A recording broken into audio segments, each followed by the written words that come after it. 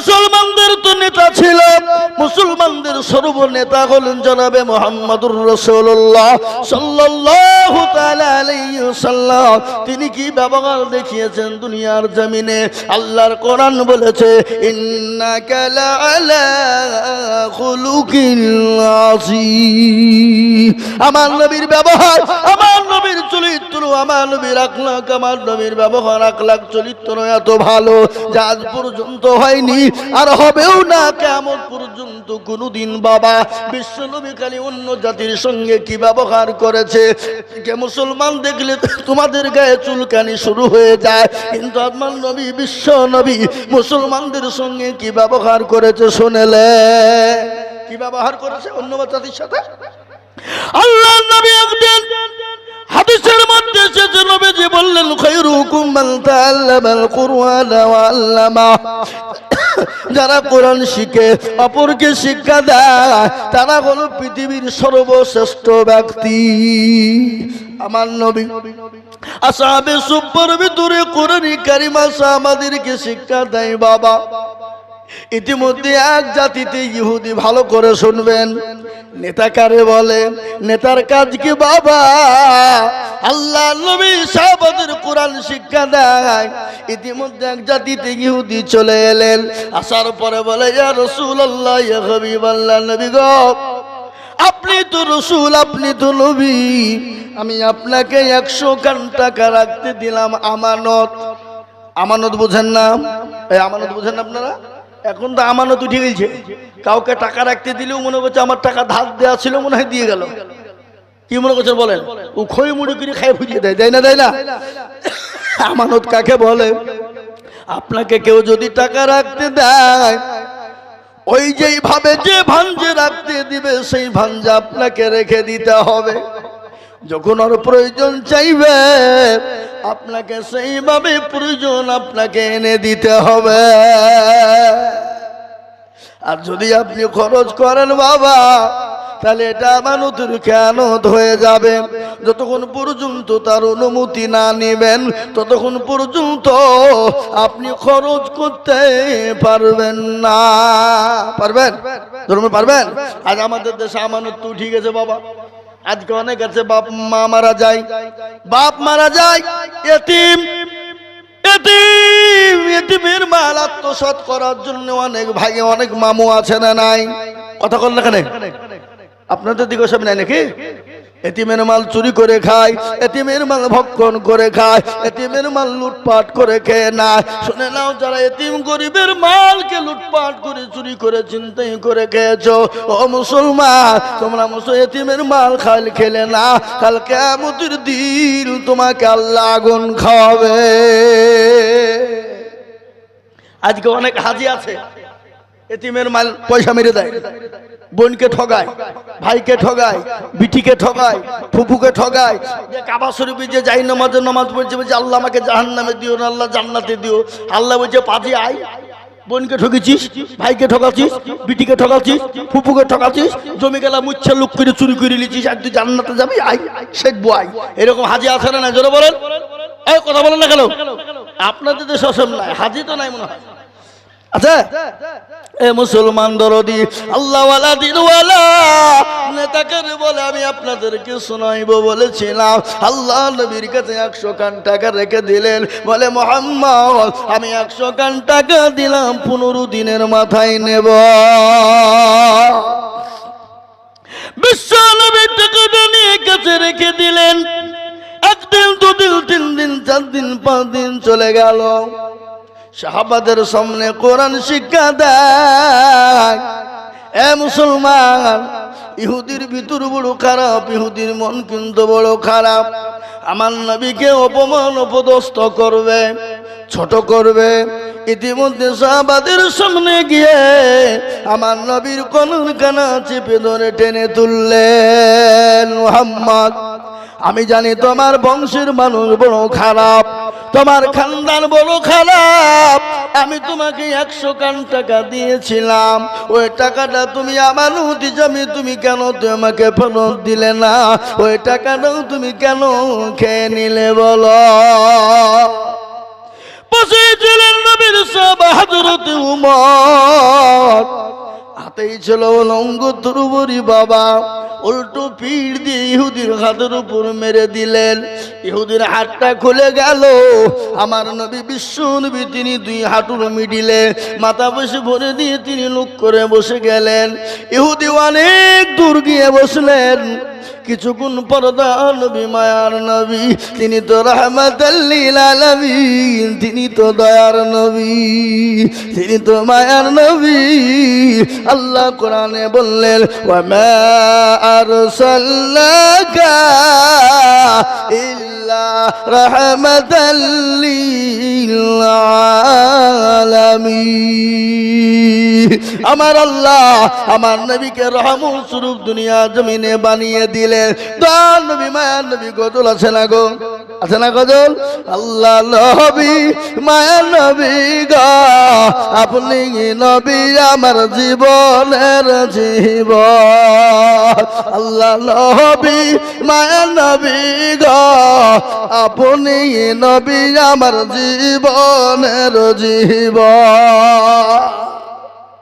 আপনি আমার জীবন সাথী, অন্ধকার কবরের বাতি, আপনি হইলেন নিরুদুনিয়ার নূর।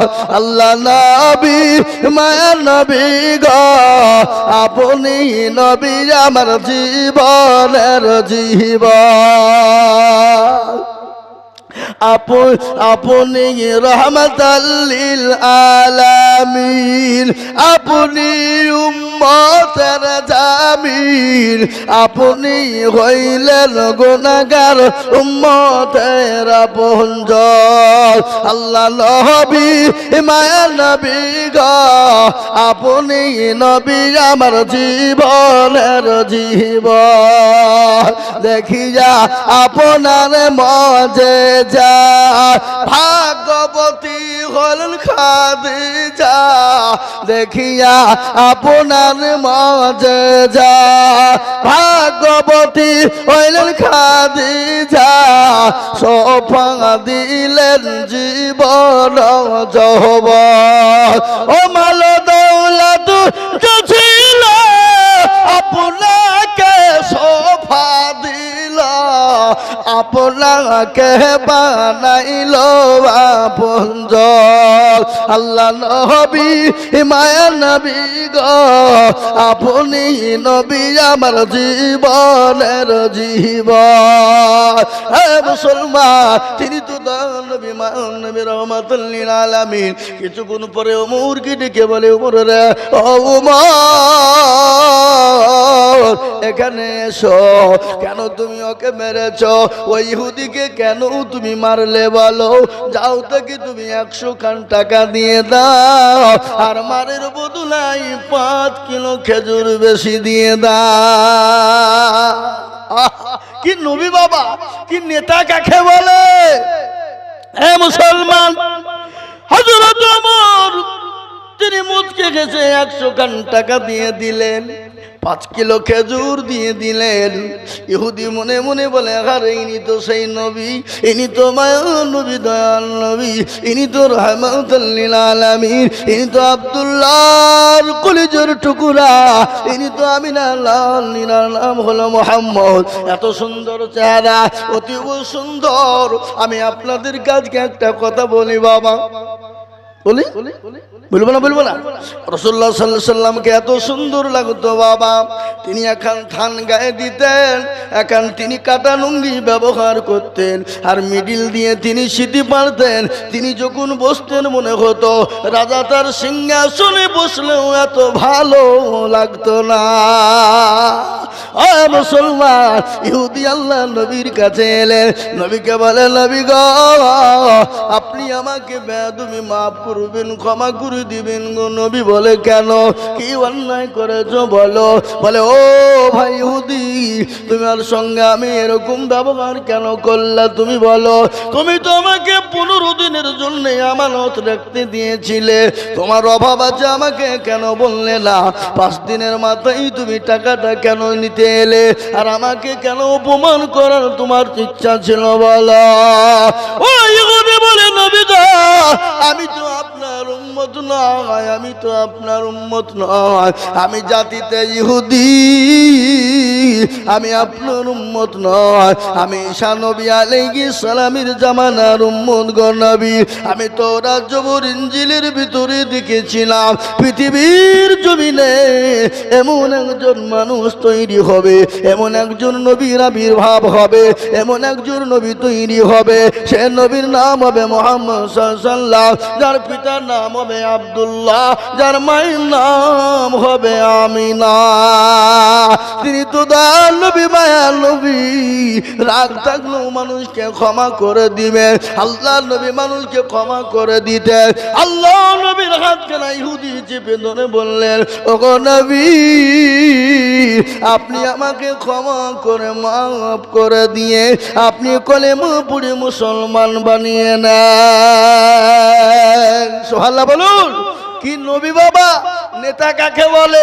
আর ওই নবীর আদর্শিত যারা হয়েছে তারা কোনোদিন অন্যায় করতে পারে? কথা করেন না কেন? তারা অন্যায় করতে পারে, চুরি করতে পারে, মানুষের ক্ষতি করতে পারে, অন্য জাতির সঙ্গে ব্যবহার খারাপ করতে পারে? কখনোই পারে না। তার কারণ হলো নবীর আদর্শিত হলেন তিনি হযরত ওমর রাদিয়াল্লাহু তাআলা আনহু। তিনি যখন আমিরুল মুমিনিন, খলিফাতুল মুসলিমিন, অর্থ পৃথিবীর খলিফা, অর্থ জাহানের মালিক, তিনি যখন অর্থ জাহানের মালিক হয়ে গেলেন, নেতা কাকে বলে? আর আজকাল আমাদের দেশের নেতারা, এই কথা বলেন, আমাদের দেশের অধিকাংশ নেতারা চোর। কি বুঝছেন আপনারা? বলেন, কথা বলে না? হ্যাঁ, অধিকাংশ নেতা। আমি আপনাদেরকে শোনাবো নেতা কাকে বলে, নেতার ব্যবহার কাকে বলে, নেতা কাকে বলে। হযরত ওমর আমিরুল মুমিনিন, খলিফাতুল মুসলিমিন, অর্থ পৃথিবীর খলিফা। তিনি একদিন রাত্রি বেলায় বেরিয়েছেন রাস্তায় তার মুরিদদেরকে দেখার জন্য, তার পূজাদেরকে দেখার জন্য গভীর রজনীতে বেরিয়েছে। সিকিউরিটি নেই, বডিগার্ড নেই, কোন রকম সিকিউরিটি নেই। আর আমাদের দেশের যদি মেম্বার হতে পারে তার 4টে বডিগার্ড। কথা কয় না? কোন রকম যদি প্রধান হয়ে যেতে পারে তার 8টা বডিগার্ড। যদি কোন রকম আপনার ব্লক সভাপতি হয়ে যেতে পারে তার 12টা বডিগার্ড। আর এমএলএ এমপি যদি হয়ে যায় তার সামনে গাড়ি, পেছনে গাড়ি, সাইডে গাড়ি, বাইরে গাড়ি। বাবা কেন বলেন তো? ওরা তো টিন চুরি করার 1 নম্বর মাস্টার। তার লাগি তো বডিগার্ড। কি বুঝলেন আপনারা? বলেন, কথা বলে না? হ্যাঁ মুসলমান, চুরি করা মাস্টারের জন্য আজকে বডিগার্ডের শেষ নাই। তিনি হলেন আমিরুল মুমিনিন, খলিফাতুল মুসলিমিন, যিনি অর্থ জাহানের মালিক, অর্থ জাহানের খলিফা। গভীর রজনীতে যায়, বডিগার্ড নাই, কোন রকম তার আপনার সিকিউরিটি নাই রে বাবা। তিনি যেতে যেতে দেখলেন এক ইহুদি গভীর রজনীতে রাস্তার উপরে তাম্বু গেড়ে বসা।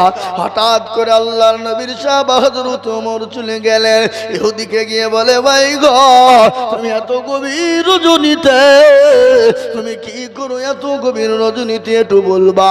হযরত ওমরকে তো আপনার কাছে যত বলে আর তো হযরত ওমরকে আপনার ধমক দেয়। হযরত ওমর তো নরম হয়ে যায়, তত নরম হয়ে যায়, তত নরম হয়ে যায়। ইহুদি বলল, আরে ইনি তো চোর বা ডাকাত হতে পারে না, একে যত জোরে কথা বলি তত নরম হয়ে যায়। দেখবেন আজকাল রাস্তা দিয়ে যদি চোর বা ডাকাত যায়, যদি বলে কে যায়, গভীর রজনীতে যায় না অনেকেই। চোর বা ডাকাত যদি রাত্রি যায়, যদি বলে কে যায়, বলে তোর বাপ যায়, বলে কি না? বেশি কায়দা করলে ফটাম। কি বলছেন? আছে না? এ মুসলমান দরদি নেতা কারে বলে? ওই ইহুদি বলল, আরে ইনি তো চোর বা ডাকাত হতে পারে না, চোর বা ডাকাত হতে পারে না, ইনি তো সেই মুসলিম। কি ব্যাপার? হযরত ওমরকে বলল, ভাই প্রতিজ্ঞ, তুমি কে আমি তো জানি না, আমি জাতিতে ইহুদি, আমি বড় গরিব, আমি আজকে 3 দিনের না খাওয়া। আমি শুনলাম মদিনা যিনি গভর্নর, মদিনার যিনি অর্থ পৃথিবীর খলিফা, যিনি অর্থ জাহানের মালিক, সে নাকি বড় ভালো মানুষ, দয়ার মানুষ। আমি তার কাছে কিছু সাহায্য নিবার জন্য যাচ্ছিলাম। আমি তো মদিনার বাইরের লোক, ইতিমধ্যে আমার বিবি ছিল সাথে। আমার বিবির প্রসব বেদনা উঠে যায়, আমার বিবির প্রসব বেদনা উঠে গেল। আমি ওই তাম্বুর ভিতরে রেখে দিয়ে আমি একাই একাই কান্না করি, বলি আমার গড, আমার প্রভু, আমি এত গভীর রজনীতে কি করব, কোথায় যাব? হযরত ওমর কথা শোনার সঙ্গে সঙ্গে তিনি বাড়ি চলে গেলেন। বাড়িতে গিয়ে বিবিকে ডাক দিয়ে বললেন, আব্দুল্লাহর মা, দরজা খোলো, দরজা খোলো। আমরা বাড়িতে যে বলি না অমুকের মা, ডাকি না ধরে বলুন, আব্দুল্লাহর মা, দরজা খোলো, দরজা খোলো। যখন বলা হযরত ওমরের বিবি বলে, স্বামী গো, দরজা খানা খোলা আছে, আপনি চলে আসুন। বলে, বিবি রে, আজকে তুমি জান্নাত খরিদ করতে চাও, জান্নাত নিতে চাও? বলে, হ্যাঁ, জান্নাত নিতে চাই, খরিদ করতে চাই। বলে, বিবি রে, তাহলে তোমাকে দায়ের কাজ করিতে হইবে। দায় বুঝেন না? কথা বলো না? এখন তো দায় নাই, আগে দায় ছিল। আগে আমাদের মা বোনদের 8টা 10টা করে বাচ্চা হয়েছে, দায়েরা লাড়ি কেটেছে, জোরে বলুন ঠিক না? আর এখন বাবা যন্ত্রণা হতে দেরি, বহরমপুর মাতৃ সদনে যেতে দেরি না, ঠিক না বেঠিক? মাতৃ মায়ে যেতে দেরি নাই, নার্সিং হোমে যেতে দেরি নাই। আবার যদি কোনো রকম যদি বাড়িতে বাচ্চা হয়ে যায়, গ্রামের আয়াগুলা ওর লাড়ি ভুড়িকে জড়িয়ে নিয়ে গিয়ে হসপিটালে নিয়ে যাবে। কেন 300 টাকা দরকার? কথা কয় না, হ্যাঁ? দেখবেন আপনি, হে মুসলমান, আল্লাহ নবীর সাহাবা হযরত ওমর বললেন, ও বিবি রে, তোমাকে দায়ের কাজ করিতে হবে। এখন তো আমাদের ভাবছি সিজার, ঠিক না বেঠিক? কিন্তু একটা কথা শোনেন, ডাক্তারের বইয়ের কোনোদিন সিজার হয় না, আর মৌলবীর বাড়িতে কোনোদিন মিলাদ হয় না।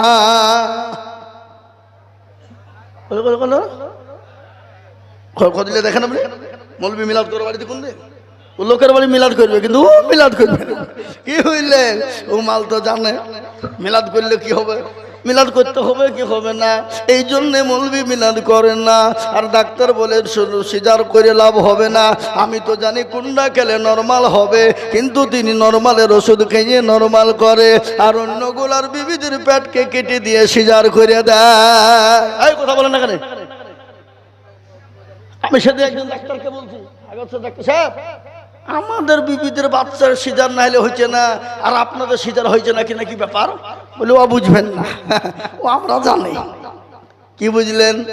আমি আর একটা কথা আপনাদেরকে বলে দিই, আম কোন মাসে পাকে? আম পাকে বৈশাখে।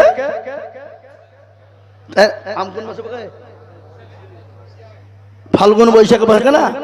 এ বাবা, ফাল্গুন মাসে বৈশাখ মাসে যদি আম পাকার টাইম হয়, আর আপনি যদি মনে করেন না না আমি পৌষ মাসে আম খেয়ে নিব, পেড়ে নিব, ও পাকবে, ওকে আপনার সিজার করে পাকাতে হবে। কথা কন না কেন? সিজার মানে কি? কার্বাইড দিয়ে পাকাতে হবে, ও তো নচেত পাকবে না। আর আপনার ছেলে, আপনার বাচ্চা হওয়ার টাইম হলো 9 মাস 9 দিন, কিংবা 10 মাস 10 দিন। আর আপনি যদি আগেই যদি মনে করেন কষ্ট পাচ্ছে, আপনি 8 মাসই তুলে নেন, তাহলে আপনাকে সিজার করে তুলতে হবে। ঠিক কিনা জোরে বলুন? আর এখন সিজার করার সব থেকে বড় মেয়েরা কষ্ট পাচ্ছে কেন? আগের মা বোনের 18টা, এই 20টা পর্যন্ত। নদিয়া জেলা চিনেন তো আপনারা? নদিয়া জেলা একটা গ্রাম আছে পলাশির কাছে।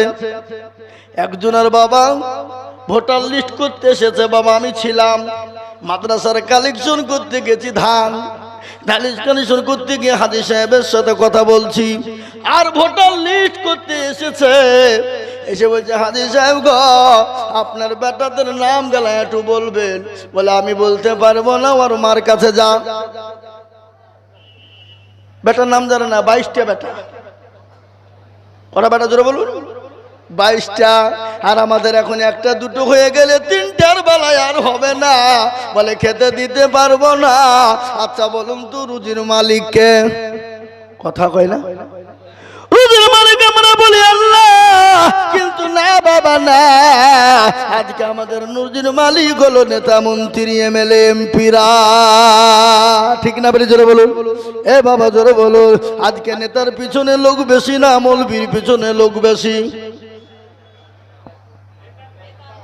কেন? নেতা তো মাল দিবে। কি মাল দিবে বাবা? 2 কেজি গম, পচা গম লেখা গা। আর একবার দেখবেন মুসলমানদের ভিতরে বিড়ি করাছে, দেখবেন যদি 2টো বিড়ি বেশি দেয় ও আপনার হয়ে জীবন পর্যন্ত দিয়ে দিবে। নেতার কথায় মাল বলে মেরে দিবে। 2টো বিড়ি দিয়েছে মাল।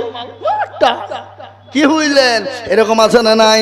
আমরা তো বিড়ির গোলাম বাবা। তাই আল্লাহ নবীর সাহাবা হযরত ওমর আমিরুল মুমিনিন খলিফাতুল মুসলিমিন ডাক দিয়ে বলে, বিবি রে তোমাকে দায়ের কাজ করিতে হবে। মনে কোনো ঘৃণা নাই, কোনো অহংকার নাই। তিনি তো ওই তো পৃথিবীর খলিফা। আর আমাদের দেশের মেম্বার যদি হয়, মেম্বারের বাড়িতে যদি কেউ আপনার সার্টিফিকেট আনতে যায় তো মেম্বারের বইয়ের গরমে সে ভয়ে পালিয়ে যায়। ঠিক না? মেম্বারের বইয়ের গরমই আলাদা, অহংকারে ফেটে পড়ে বাবা। এ বাবা কেন ওই মেম্বারের গুড়ের টিন চুরি করার কোনো উপায় আছে? কথা বলুন। হযরত আমিরুল মুমিনিন খলিফাতুল মুসলিমিনের বিবি সুন্দর করে কাপড় লড়ি আগুন পতি যা লাগে সব গুছিয়ে নিলেন। হযরতে আমিরুল মুমিনিন নেতা কাকে বলে? আসলামকে বলে, আসলাম রে বাইতুল মালের দরজা খোলো। বাইতুল মালের দরজা না খোলা হয়ে গেল। বলে ও আসলাম বস্তায় ময়দা বড় যা খেজুর বড় ভরে দাও। বস্তায় লুট করে নিলে হযরত আসলামকে বলে, আসলাম রে বোঝাটা আমার মাথায় দাও। হযরতে আমিরুল মুমিনিন খলিফাতুল মুসলিমিন অর্ধ পৃথিবীর খলিফা বললেন, ও আসলাম আমার বোঝা আমার মাথায় তুলে দাও। আমি যে দৃশ্যখানা দেখেছি কিয়ামতের দিন আমাকে আল্লাহ হয়তো আসামির কাঠ গড়ায় দাঁড় করে দেবে। মুসলমান নেতার মনে ভয় আছে। নেতা তো নামাজি, নেতা তো দিনদার, নেতা তো কলমাওয়ালা, নেতা তো আল্লাহওয়ালা, নেতা তো আপনার ইমানদার নবীর সাহাবা, মিথ্যা কথা বলে না। আর আমাদের দেশের অধিকাংশ নেতারা দেখবেন নামাজ পড়ে না। আর যদি নামাজ পড়ে জানতে হবে তার ভোটের স্বার্থ আছে। কথা কয় না কেন? বাড়িতে 1 ওয়াক্ত নামাজ পড়ে না, এলাকায় যে ভোটের এলাকায় যে জুম্মার নামাজ যে সবার আগে কাতার। কথা কয় না? এরকম আছে না নাই? জোরে বলুন। হে মুসলমান দরদি, ও আল্লাহওয়ালা, ও ইমানদার কলমাওয়ালা। আবার আমাদের দেশে না যাক, ওটা আর বলছি না, ওটা থাক, পরে বলবো। হে মুসলমান দরদি, হযরত ওমর বিবিকে সঙ্গে করে নিয়ে ওই ইহুদির বাড়িতে ইহুদির কাছে